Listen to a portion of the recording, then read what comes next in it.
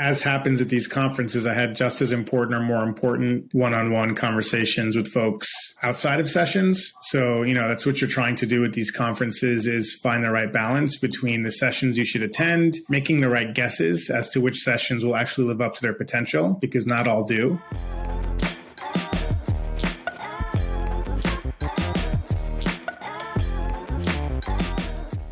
Welcome, billions of people watching this podcast right now.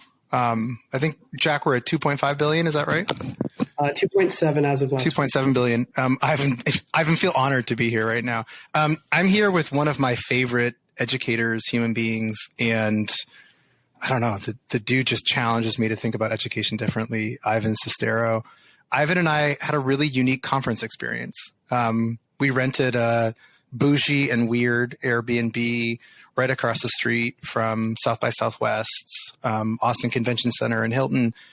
And we both went in trying to understand the world of work-based learning, of the intersection of education and careers. And we went in to meet people and to, create new relationships. But it was actually the first time we met in person as well. So Ivan, thank you for taking a week out of your life and bunking up and letting me dream together. Thank you, Aaron. Yes, thank you for having me here on your pod. Last week was amazing. It was the first time, notably, that we met in person. I think we agreed that there should be, and there probably is, some term for that, for people whose lives have intersected and friendships have blossomed offline, or online, I should say, and you haven't met in person. And I had a moment at one of the several cocktail parties when one guy said, who runs an EdTech newsletter, he said, "These things for me are mostly about meeting people in person for the first time who I've been engaging with online. And there's a little bit of awkwardness at first, but you kind of just got to move people over into the in-person category." So it was really fun to do that with you. And we went straight to living together, which was great. We just jumped right into it. I'm curious what were some of the big takeaways that you had from South by Southwest? Obviously, can only talk about what you were able to attend and kind of the different sessions that you saw, but were there any common threads or big themes that started to emerge for you when you think back to some of the different speakers that you watched? Yeah, I guess my big takeaway, and I'm biased in the education to employment space, but it was great to see how many people and how many organizations are working on bridging the education to employment gap. It really does seem like it is one of the gnarliest problems that is attracting more and more talent right now. So a bunch of the panels and sessions I went to were exploring that problem from some perspective. There was a conversation about credentialing and real world evidence and how employers can start taking that seriously as a proxy for example, a college degree or even a high school diploma. What happens when you move from sort of GPA and class rank or your college diploma to a more evidence-based collection of skills and mindsets? That's a huge question and something that we care a lot about at Portal Schools, where I work, because we have, we want our students to go to college, but we know that college isn't for everyone. We offer dual enrollment classes, but those students who take dual enrollment classes, they might get, if they keep doing it, they might get an associate's degree after 5 years of high school, which is pretty great. But the question then becomes, are they work ready?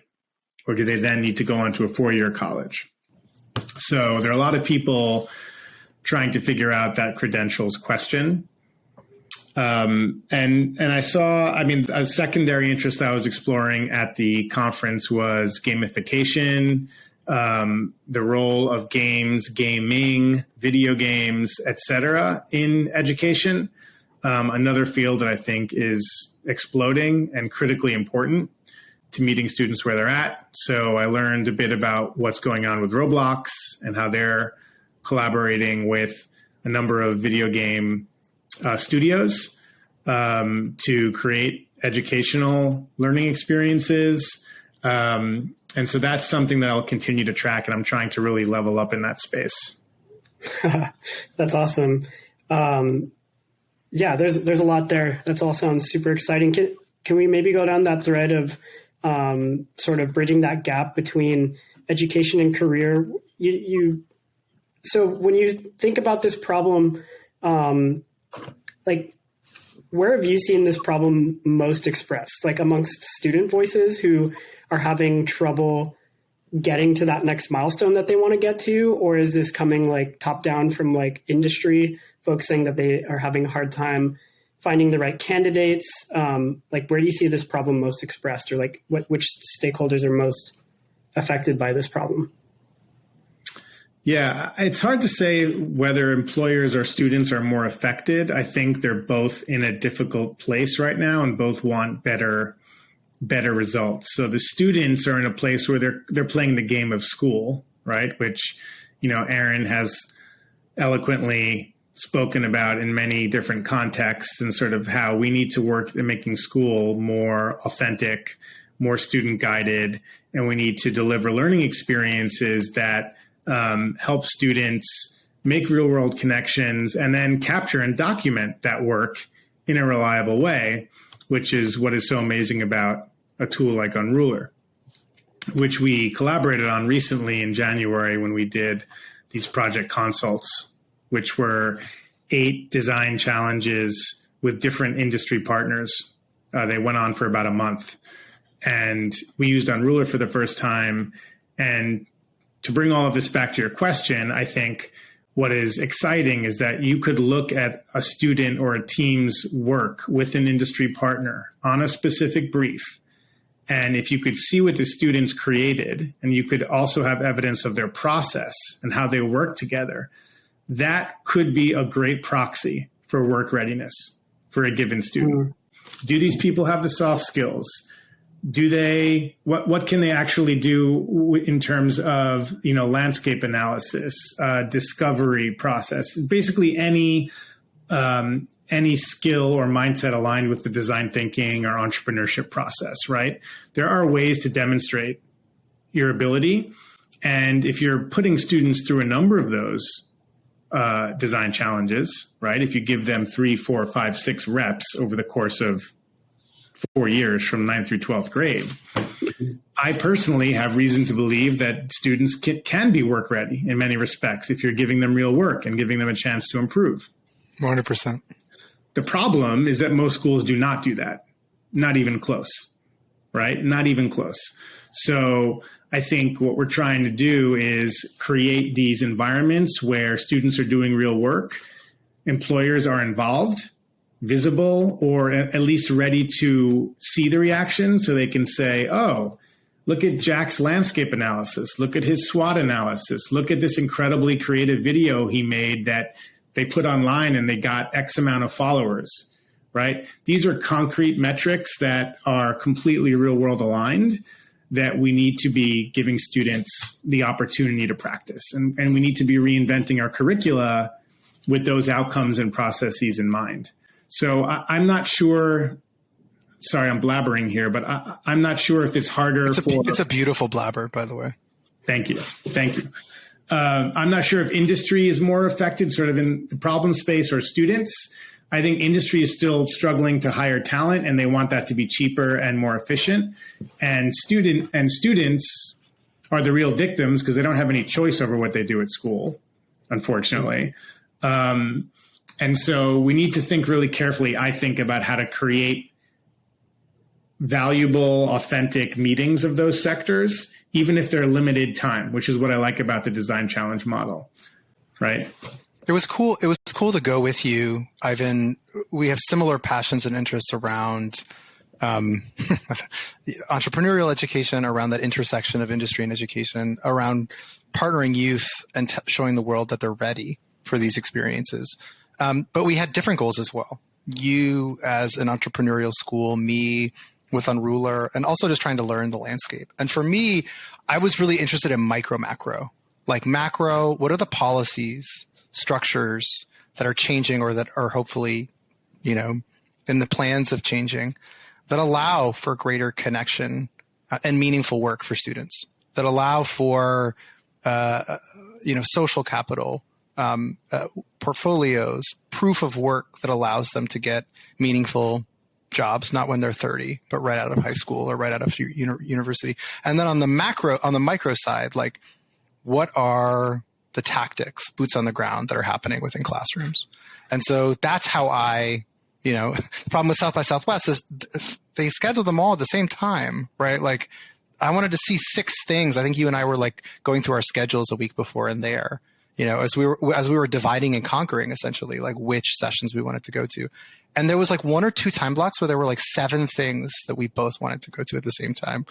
And so I think that's the curse of any conference, but just especially in particular, I don't know, this year I think suffered from it too. And so on the micro side, I was really interested in innovative practitioners like Yolanda, who's at Beaver Country Day, that are doing incredible next level, deeper learning and entrepreneurial education, not just in like a tech sector, but like in kind of all ways of school and interdisciplinary stuff. And then I was interested in all of those, badging, credentialing, getting rid of the GPA sessions that Mike Flanagan was in, that XQ Schools and Skills Line were their Mastery Transcript Consortium. So the conference for me was successful because I saw that high level, kind of low level stuff. And then it was amazing when I got to go to a session that Sam Seidel led, called Creative Hustle, Imagination and Ambition Equals Change. And like, dude, it was like a masterclass in one, how you name your session and the blurb that goes with it. 2, it was so damn welcoming. Like, everyone was seen and heard in the workshops. As people would trickle in, Sam would make them kind of feel seen. So as someone who wants to do sessions or keynote in the future, I was just taking notes on how Sam, built it out. And then to be able to go through really an 1.5-hour workshop around ideation, around creativity, that made the entire conference worth it. Ivan, for you, like, what was the, like, this conference is worth it moment too? It's a good question. I mean, I think I had, as happens at these conferences, I had just as important or more important one-on-one conversations with folks outside of sessions. So, that's what you're trying to do with these conferences, is find the right balance between the sessions you should attend, making the right guesses as to which sessions will actually live up to their potential, because not all do, and we can get into that.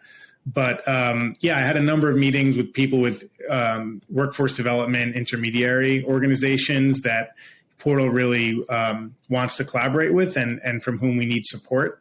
And I had meetings with a number of people who, we were able to share our model and the way our model will be evolving next year, and try to just kind of connect and get their support to collaborate. So, bridging employers and students with direct activities at scale is not easy. So it's not something we can do alone. So right. Those meetings were super helpful. You need that community. You need those people. Yeah. We really do. We really do. And there's an emerging set of best practices and ways to do that. But one big question is, how do you identify the companies that are most likely or most interested in doing this? If you want to give a shout out to one person, like outside of Aaron Shorn, one of the greatest human beings in the history of mankind, also very humble, who would you give a shout out to? Well, I always enjoy my conversations with Joel Vargas at Jobs for the Future, JFF. He's got such a wide sort of landscape of what's going on in this space at multiple levels. And he co-authored the paper, The Big Blur, which is a really provocative and thoughtful framework for thinking about blurring the boundaries between grades 11 through 14. Because we all seem to recognize that things are not working the way they should for 11th and 12th graders, for early students in college, for community college, and then the world of work. That whole transition is just a mess right now. So the Big Blur is an attempt to kind of make sense of it and to challenge people to create new structures rather than working within the status quo, which won't work. So I appreciate that. I got to know American Student Assistance, which is a great organization that is now helping and addressing this work from a number of different levels. They're developing tools for students to explore their careers. They're giving funding for organizations, potentially like Portal, that are sort of trying to push this along. And they're doing a ton of research. The problem with, the US having 50 states is that they have different education ecosystems, and those all need to be tracked to understand what's working well in which states, where should we start, yada, yada. So they're heroes doing that work right now. Yeah, I think for me, it was Mike Yates, who's a Teach for America. Someone who I'm like, how do I get his time? Like, how do I get to sit down with someone that awesome and then fight my own imposter syndrome when I'm there hanging out with them, right? And like just those evening sessions, right? Like just conversations in the morning, strategizing on how we can collaborate, and then taking down copious notes as he talks. Like it's friendship, right? It's like authenticity, real moments, not the weird commodified, like I'm talking to a VC, like how do I show up in that way? Like I think how life works, right? Building these kinds of friendships that can lead to collaborations of dopeness. I think that's the technical term. They were dope. Yeah, we did a good catch up with Mike. We brought him back to our lair after one of the numerous VC cocktail hours, which are also good. Yeah, I was impressed. I liked it. Yeah, we had a good. That was another sort of type of event that you want to go to at these conferences, where, if you can talk with the right people, in the VC space, they have such an incredible perspective on what's going on. They're always thinking about the next big thing. They're always doing the product market fit reps in their mind. So it's great to sort of test your own ideas with those people. And so we had a couple of really good conversations. We met a couple of folks who are working at CoLearn right now. Thomas. Oh my God. Thomas was amazing. Totally. Super smart dude.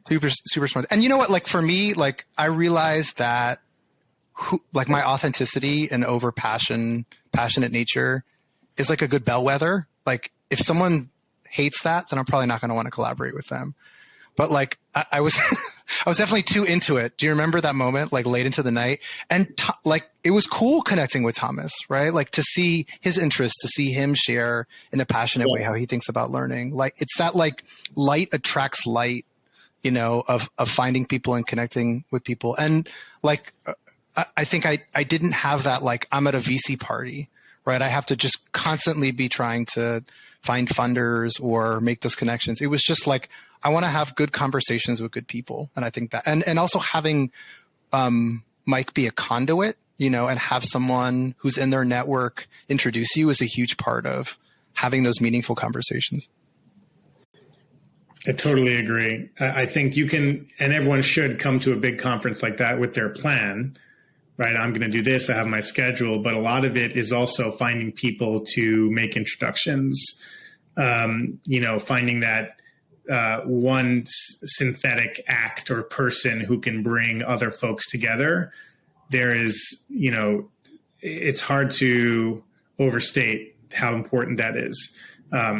You can go to sessions and wait at the end to talk to people and shake their hand. That's sort of the egalitarian approach. And if you do that thoughtfully enough, you will shake people's hands who are on stage, and maybe they'll remember you, and maybe you'll have a great short conversation.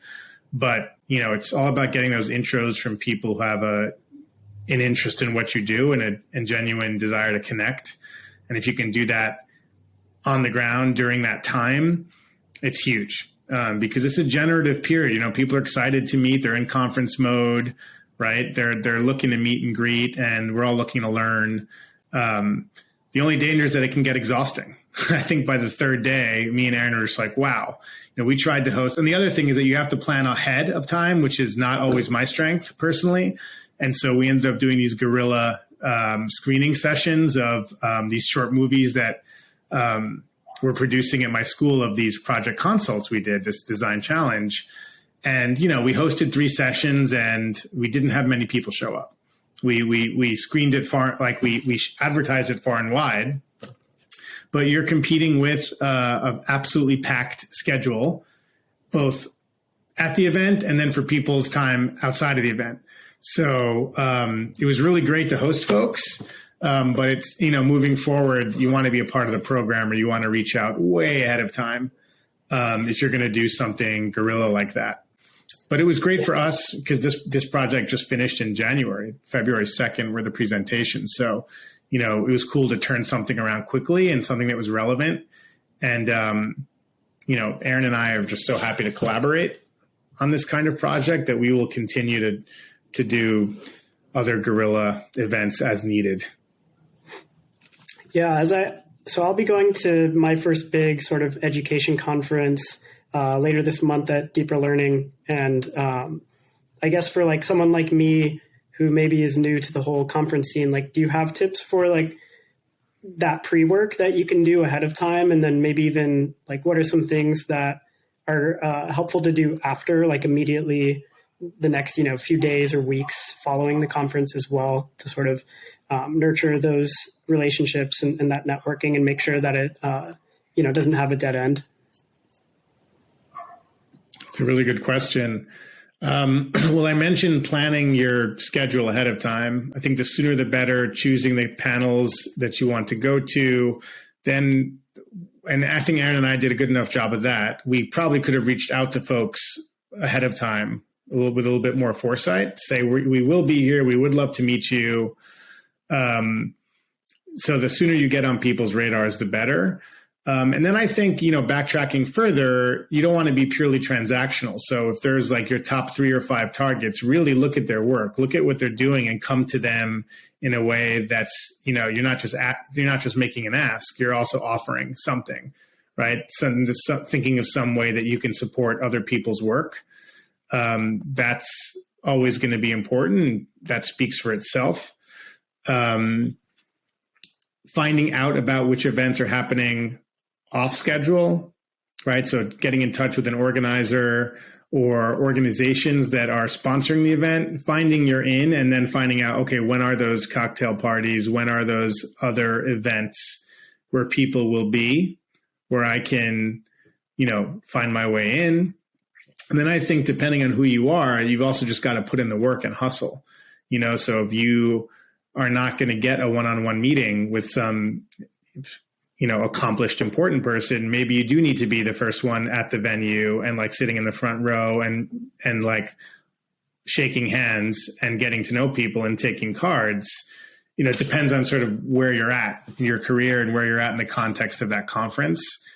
But getting some angle behind the scenes is just so important. And then I think afterwards, I've just been posting on LinkedIn. I can't say for sure how effective it's been, but it's something I'm committed to doing anyway. Just kind of distilling my knowledge, distilling my learning as it relates to our work, as it relates to other people's work. I've done 2 write-ups so far on specific sessions, why they were good, what I learned, who was there, why they're awesome, tagging them in LinkedIn. So it's a value add for them, right? It's something that they can repost. They might not, but it's something that's helping me make sense of everything anyway. And then it lives as a post. So that's good for me anyway. So afterwards, I think there's certainly a long tail, if possible, to follow up with the folks you've met, but also to step back and think about what you want from that relationship. And again, how you can be helpful to those people. I love that. I mean, piggybacking off of it, it's all the prep work that I taught my students to do when they're having a conversation with a mentor. You're creating a dossier on each of the people you want to connect with in meaningful ways. And you're doing the prep work to connect with them over LinkedIn or through their connections. Some of those are dream people that you want to talk to. For me, Corey Moan, even though I collaborate and work with him, I know he's super busy. And so just getting any time with him, even if it's like, Ivan, we saw him at like every single party, one night when we went to 4 different events. Yeah. And right? That's another guy I would call out. I'm glad you did, because it was a total pleasure meeting him. And he's rock star. He's a rock star, and he's incredibly professionally accomplished. He's amazing on stage, but he's also the kind of guy that's obviously great at a party. Right. As well, because he's got a big personality. He doesn't take himself too seriously. Incredibly accomplished in the work that the CAPS network is doing. Yep. Especially in the Midwest. But I think their model is certainly inspirational for what we're trying to build at Portal. I mean, and I think, building off of that, you do your prep work, you choose your sessions, you hopefully you're going with someone or you're collaborating with someone so you can split up some of the sessions. For me, it's how you show up.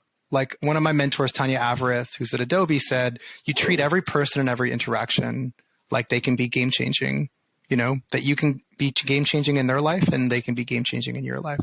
And so every session I went to, I turned to the person to the right or the left and I introduced myself and I asked them what they did. And most of my follow-ups, to be honest with you, are going to be really incredible people that I was just sitting next to at a session. And then I always ask a question. And let me be really blunt here. People speak too damn long and then they don't really even ask a question in the Q&A. They're just trying to pimp out the work that they're doing, right? And everyone's just rolling their eyes like, oh my God, when is this person going to ask the question? So being precise and asking a question that's going to benefit others. The best session I went to was the very last session that I went to. Are you Series A ready? All about fundraising. And I learned from Graham, Jason, Sabari, Pooja, more about growing a business, about education than I could have learned in a year-long class. And I just went up on stage and I said, this is what I'm doing. This is what I'm thinking about. This is what I'm grappling with. And everything was a quick question. And so many people after I asked that question went up to me and said, we want to learn more about Unrulr. Thank you for asking that question around not just getting money, but getting resources and help and mentors. Because I had some empathy. I could think about other young founders that were in the room in those spaces too. And now for me, it's the glorious work of following up with people. And Ivan, I wish I would have you sent a lot of those emails that night and had the discipline because now I have a ton. And I'm really hoping that amazing, person at this organization is going to remember the interaction they had with this big goofy white guy wearing a cool baseball cap, right? As opposed to trying to follow up in those spaces too. And then lastly, I would say give yourself some grace. Good God, did I have some awkward interactions that fell flat, when the person didn't want to wait and talk to me after their session and was obvious that I was just wasting their time. But man, did I have some joyous, incredible moments that will forever change me. Both with you, Ivan, with Evan Beachy, who we got to spend so much time with, but also all the little mentor sessions. If you go to South by Southwest, you gotta go to the mentor sessions, one-on-one, 15-minute conversations. There will be friendships that I have, both collegial and personal, that will come from that. And so go in with authenticity and go in and know who who kindred spirits are and people that you probably shouldn't be connecting with are. So that's how I would round out my experience there. +1 to all of that. That was really well said. And I think what you're hearing is that there are a number of ways to get involved.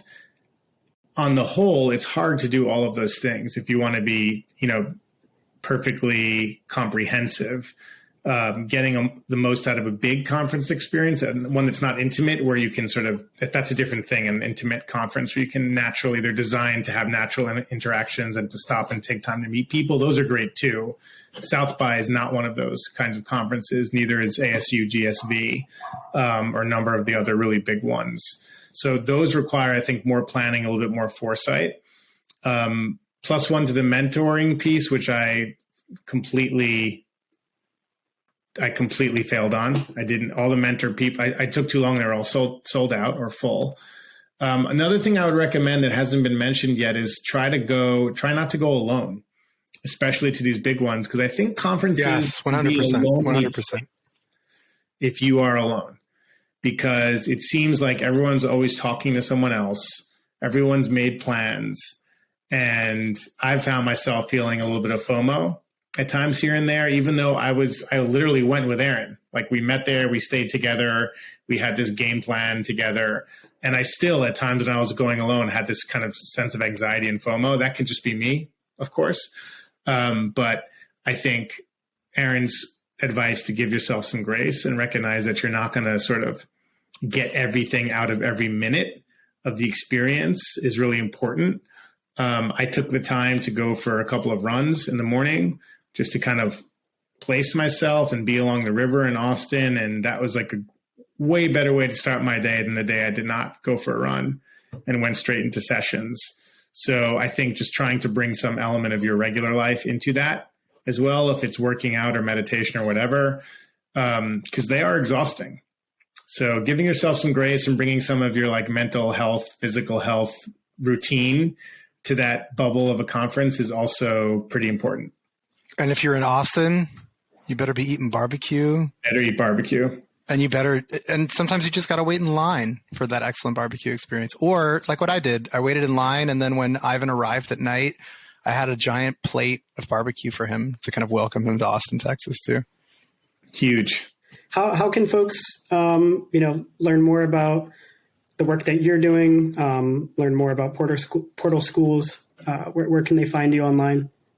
Yeah, portalschools.org is the website. And then you can find me on LinkedIn, Ivan Cestero, Future of Education stuff.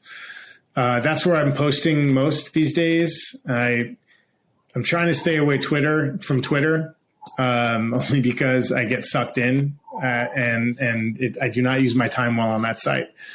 And I feel like my life and my brain space fragmenting when I use it, whereas LinkedIn is at least a little bit less fragmented. Sure. But again, I guess that's just, my issues, not the platform. Well, to be determined. Right on. Well, thank you so much, Ivan. We'll let you go and hope to chat soon. Thank you, Jack. See you soon. All right. Take care. Bye-bye.